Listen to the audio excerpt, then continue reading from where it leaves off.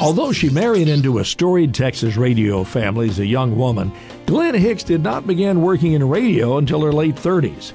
Prior to that time, she had been a stay-at-home mom of 3 children and a junior leaguer and a community volunteer in Beaumont. When her husband Jay Hicks left the radio business in 1980, Glenn went to work for her father-in-law's station, KYKR in Port Arthur, as a raw recruit. She quickly became successful in radio sales as FM was coming of age in Southeast Texas, and she soon became their top biller. Kicker's iconic AM sister station, KLVI, fell on hard times as listeners continued to transition to FM music. In 1990, Glenn became the general sales manager for both stations. Program director Al Caldwell changed KLVI from a classic country station to a news talk station in that same year. In 1991, KLVI billed only about $30,000 to $40,000 a month.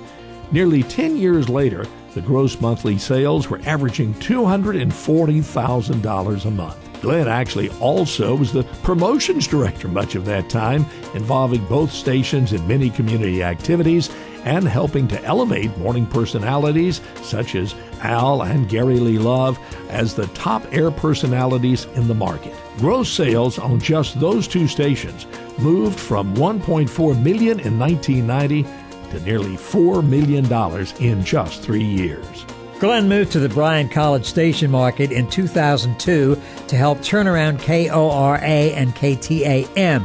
Once again, she embraced the job like she always does, and billing climbed 50% on the FM side. Down the hall, when KTAM changed to a Spanish-language station, Glenn presided over the movement from $5,000 in sales per month to $60,000 per month average in just 1 year. Returning to a larger market, Ms. Hicks became a seller for Cox Radio Properties in Houston, then desired to return to management in her hometown of Beaumont and became the general sales manager for Cumulus. Today, she serves as their key account manager, and while she may not appreciate the fact that we're telling you that her age range is in the mid-70s, she is most certainly slated to accept the Sammy Award for Trailblazing Female in Broadcasting.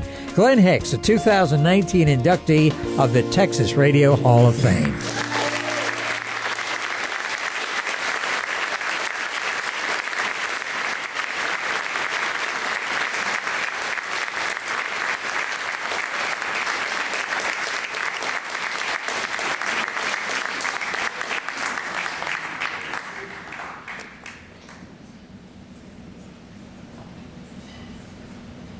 Thank you, God, my voice at home. So I can't speak very well today. But I'm so honored to be added to this group of elite radio people.